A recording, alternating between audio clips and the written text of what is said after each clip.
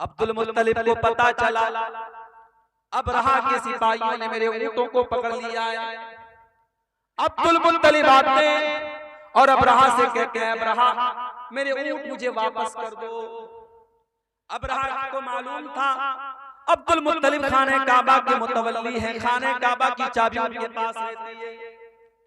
अरे अब्दुल मुत्तलिब, मैं तो तुम्हें बहुत नेक इंसान, बहुत अच्छा इंसान समझता था, तुम तो बहुत मेरे मेयार से बहुत कमतर निकले। अरे अब्दुल मुत्तलिब, तुम्हें मालूम है मैं यमन से चल करके तुम्हारे खाने काबा को गिराने आया हूँ। जिस खाने काबा को तुम अल्लाह का घर मानते हो, जिस खाने काबा को तुम इतना एहतराम करते हो कि तुम उसका तवाफ करते हो और हज और उम्रा करते हो। अब्दुल मुत्तलिब, उस खाने काबा की तुमको कोई चिंता नहीं है और तुम अपने ऊँटों को मेरे पास लेने के लिए आए हो। इसका मतलब ये हुआ कि तुम्हें अपने ऊँटों से ज्यादा प्यार है, तुम्हें खाने काबा से कोई प्यार नहीं है। अब जरा जवाब सुनना अब्दुल मुत्तलिब। अब्दुल मुत्तलिब मुसलमान नहीं थे, उसी अपने खानदान के मजहब पर थे, अपने बाप दादा के मजहब पर थे, बुत परस्ती वाले मजहब पर थे, इस्लाम पर नहीं थे वो। लेकिन उन्होंने जो जवाब दिया वो जवाब बड़ा माकूल जवाब। कहा मैं ऊँटों का मालिक, ऊँटों की हिफाजत मेरे जिम्मे थी, इसलिए मैं अपने ऊँट लेने आया। जहां तक खाने काबा की बात है, इन्न लहू रब्बन यहमीही, इस खाने काबा का एक परवरदिगार है, एक रब है, वो अपने घर की हिफाजत करना जानता है, मुझे उसकी चिंता करने की जरूरत है। और फिर चश्मे फलक ने वो मंजर भी देखा। अबरहा अपने हाथियों से जब इशारा करता है, हाथी शाम का रुख करने के लिए तैयार है, हाथी जो है यमन की तरफ वापस जाने के लिए तैयार है, हाथी तीनों डायरेक्शन में जाने के लिए तैयार है। मगर हाथी को जब ये कहा जाता है तो खाने काबा की तरफ चल, हाथी 1 इंच चलने के लिए तैयार, 1 इंच हाथी आगे बढ़ने को तैयार। उसके बाद दुनिया की नजरों ने ये देखा, हाथियों पर आए हुए उस लश्कर का खात्मा करने के लिए अल्लाह ताला ने बारूद नहीं बरसाया, अल्लाह ताला ने तोप के गोले नहीं बरसाए, अल्लाह ताला ने फरिश्तों की फौज को नहीं भेजा, बल्कि अल्लाह ने कैसे अपना अज़ाब नाज़िल फरमाया। अलम तरा कैफ़ फ़अल रब्बुका बिअस्हाबिल फील। ऐ नबी, क्या आपने देखा कि अल्लाह ताला ने हाथी वालों के साथ क्या किया? अलम यजअल कैदहुम फी तज़लील। ऐ नबी, वो तो बहुत बड़ी बड़ी चालें और बहुत बड़ी बड़ी प्लानिंग बना करके आए थे, अल्लाह ने उनकी सारी प्लानिंग को नाकाम कर दिया। व अरसल अलैहिम तैरन अबाबील, और अल्लाह ताला ने उनके ऊपर चिड़ियों का झुंड भेज दिया, छोटी छोटी चिड़ियां उनके ऊपर भेज दी। तरमीहिम बिहिजारा, जो अपने चोंच में और अपने पंजों में छोटी छोटी चने के बराबर की कंकरियां उनके ऊपर गिराती चली जाती थी, और वो छोटी छोटी कंकरियां एटम बम बन करके उनके ऊपर बरसती चली जाती थी। जिसके ऊपर वो पत्थर गिरता था, वो कंकरी गिरती थी, वो वहीं पर मर करके खत्म हो जाता था। फजालहु कासिम माकूल, अल्लाह ताला के हुक्म से वो इतने बदबख्ती के साथ उनका खात्मा हुआ। कासिम माकूल, जैसे खाया हुआ चारा हो, जैसे गाय और बकरी को आपने देखा होगा जब वो चारा को खा लेता है और कभी कभी उसके मुंह से वो बचा हुआ चारा निकलता है, उस चारे की तरह उनकी डेड बॉडी पड़ी थी, उनकी सड़ी हुई लाशें पड़ी थी, उनकी टूटी फूटी लाशें पड़ी थी। अल्लाह को अपने घर को बचाना था तो उसने परिंदों को भेजा था, छोटी छोटी चिड़ियों को। मेरे भाइयों, आज क्यों नहीं आ रहा है परिंदों का लश्कर? आज क्यों नहीं आ रही अल्लाह की मदद? क्या ये सवाल हमारे और आपके दिमाग में नहीं पैदा? बिल्कुल पैदा होता है। और जो नज़्म मैंने पढ़ी अभी आपके सामने खुतबे के बाद, उस नज़्म के आखिरी शेर में भी यही शिकवा किया है शोरिश काश्मीरी ने। हक परस्तों की अगर की तूने दिल जोई नहीं, ताना देंगे बुत के मुस्लिम का खुदा कोई नहीं। आए अल्लाह, क्या ये दौर भी देखना था कि ला इलाहा इल्लल्लाह और अल्लाहु अकबर की सदाओं के ऊपर आज शिर्क और कुफ्र की सदाएं भारी पड़ती हुई नजर आ रही हैं। आए अल्लाह, तेरे घर के ऊपर, तेरी मस्जिद के ऊपर, तेरी इबादत खाने के ऊपर है अल्लाह आशिर के अड्डे बनाए जा रहे हैं, है अल्लाह बुत खाने बनाए जा रहे हैं, है अल्लाह क्या ये दिल भी देखना था हक परस्तों की, है अल्लाह अगर तूने मदद न की कल दुनिया कहेगी मुसलमानों तुम्हारा खुदा कहाँ चला गया। ये शायर ने बड़ा सच्चा शिकवा किया है मेरे भाइयों, हमें तो शिकवा है अपने परवरदिगार से, मगर हमारे रब का भी हमसे एक शिकवा। और आज यही मेरा मौजू है कि अल्लाह की मदद क्यों नहीं आ रही, कौन सी ऐसी चीजें हैं जिसकी वजह से आज अल्लाह की मदद नहीं आ रही है। दुआओं में तो कोई कमी नहीं हो रही है, यहां से लेकर मक्के तक दुआएं हो रही हैं, इमाम हरम दुआ कर रहे हैं, तहज्जुद में न जाने कितने मुसलमान दुआएं कर रहे हैं, दुआएं तो बहुत हो रही हैं, दुआओं में असर क्यों नहीं है मेरे भाइयों, अल्लाह की मदद क्यों नहीं है।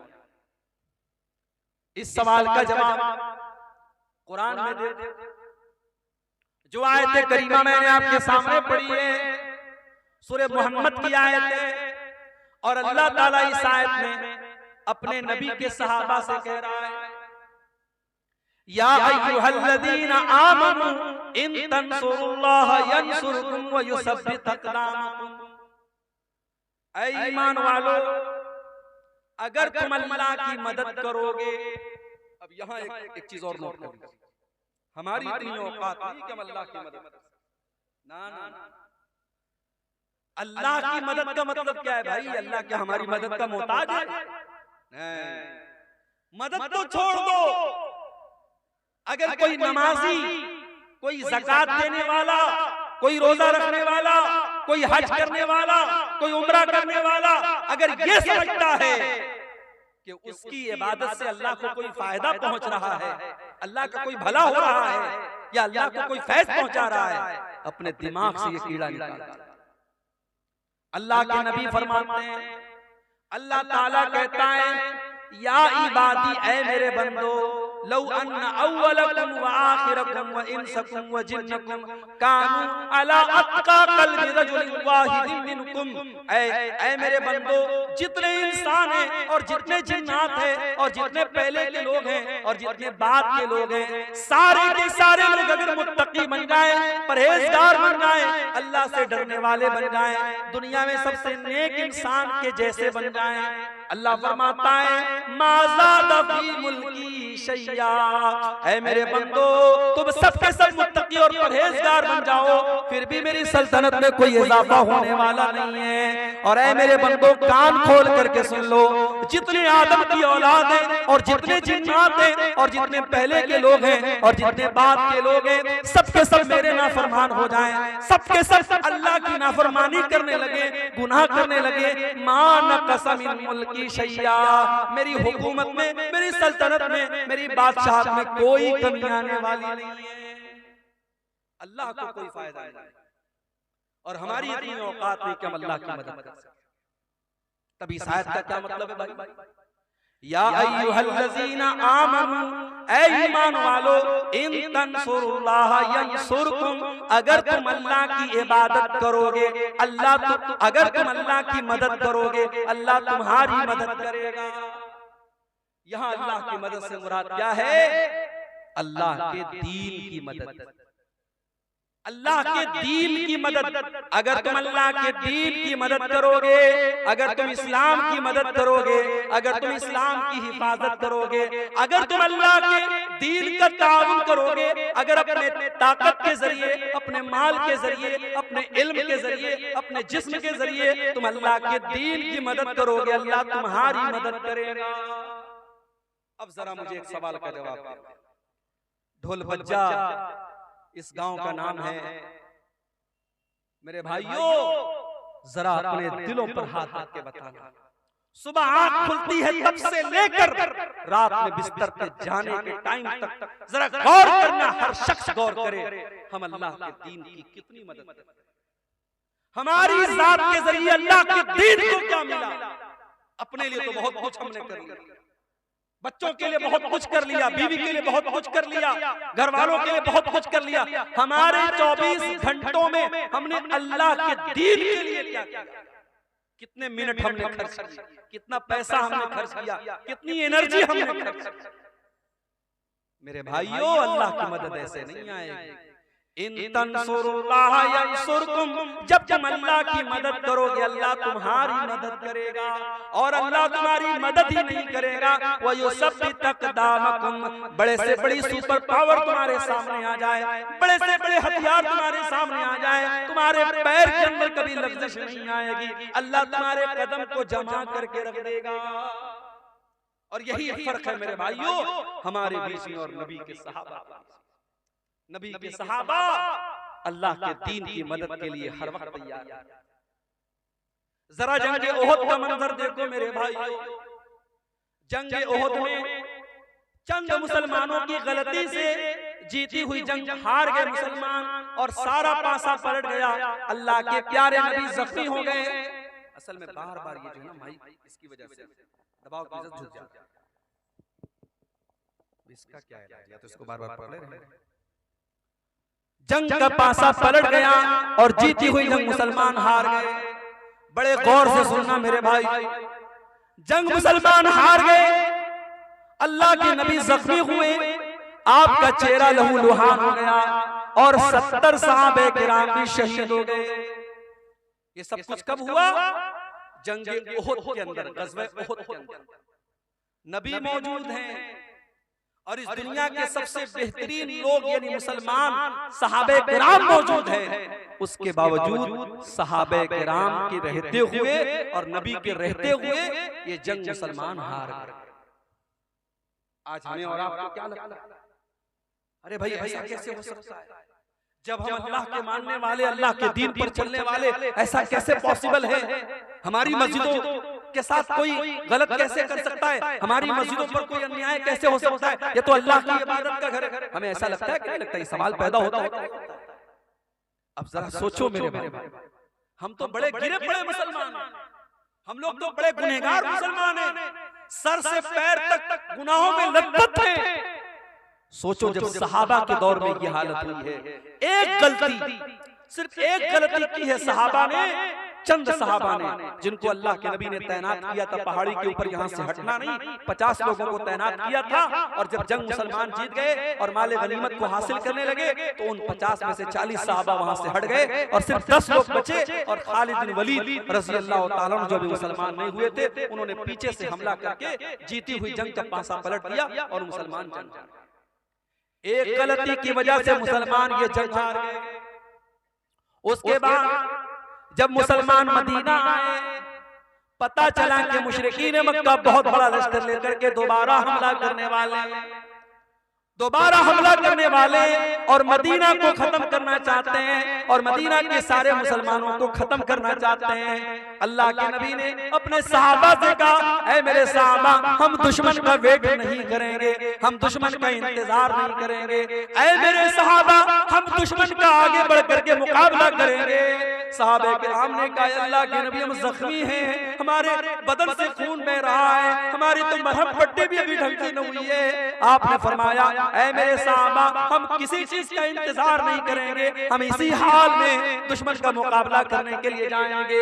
मेरे प्यारे भाइयों, दुनिया ने देखा, आसमान ने देखा, जमीन ने देखा कि नबी के सहाबा जख्मी हालत में, उनके बदन से खून बह रहा है, उनकी बॉडी पर जख्मों के निशानात हैं, उनके बदन से खून रिस रहा है। उसी हालत में मदीना से हुमराउल असद नाम के मकाम तक जाते हैं और दुश्मन का मुकाबला करने के लिए मदीना से चल के जाते हैं। दुश्मनों को पता चला कि मुसलमान फिर से आए, दुश्मन की हिम्मत न बढ़ी और दुश्मन वापस चला गया। कुरान करीम में अल्लाह इसका तज़किरा करते हुए फरमाता है, लिल्लज़ीना अहसनु मिन बादि मा असाबहुमुल करहु।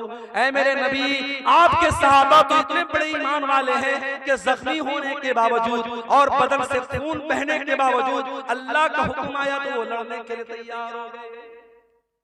ये थे नबी के सहाबा। वो नबी के लिए, अल्लाह के दीन के लिए, अपने नबी के दिफा के लिए, अपने दीन के डिफेंस के लिए हर वक्त तैयार रहते थे मेरे भाई। और इसीलिए कुरान कहता है, या अय्युहल्लज़ीना आमनू इन तंसुरुल्लाह यंसुरकुम। ऐ ईमान वालो, जब तुम अल्लाह की मदद करोगे अल्लाह तुम्हारी मदद करेगा। आज तो हालत ये है, 100 रुपया चंदा देने की हैसियत रखने वाला 10 रुपया बड़ी मुश्किल से। कभी और करना, रेस्टोरेंट में 10 की नोट आपको बहुत कम मिलेगी, शराब के अड्डों पर 10 की नोट बहुत कम मिलेगी, ज़िना के अड्डों पर 10 की नोट बहुत कम मिलेगी। मस्जिद की पेटी में देखना 10 की नोट बहुत ज्यादा मिलेगी। जो सबसे छोटा अमाउंट होता है वो हम मस्जिदों में देते हैं, मदरसे में देते हैं। हमारे यहाँ साइंस पढ़ाने वाला टीचर आए, हम 2000 रुपया महीना देंगे। मैथ पढ़ाने वाला टीचर आए, हम 3000 रुपया महीना देंगे। हिंदी और इंग्लिश पढ़ाने वाले को 1000 रुपया महीना देंगे। और बेचारे मौलवी साहब और हाफिज साहब कुरान पढ़ाने के लिए आएंगे तो हम मोल भाव करेंगे, हाफिज साहब 500 रुपया ले लीजिए। कुरान और दीन के इल्म की वैल्यू हमने घटा के रखी है। इंग्लिश मीडियम के नाम पर हमारी जेबों से 2-2 हजार रुपए फीस निकल जाती है, और मदरसे में कहीं 100 रुपए फीस लग जाए तो हम ताना मारते हैं, साहब मदरसे वाले भी 100 रुपए फीस मांगते हैं। दीन की वैल्यू को हमने कम कर दिया, दीन की अहमियत हमारी नजरों में हमने हकीर कर दिया, और आज हालात ये हैं दीन को सारी दुनिया में तमाशा बना कर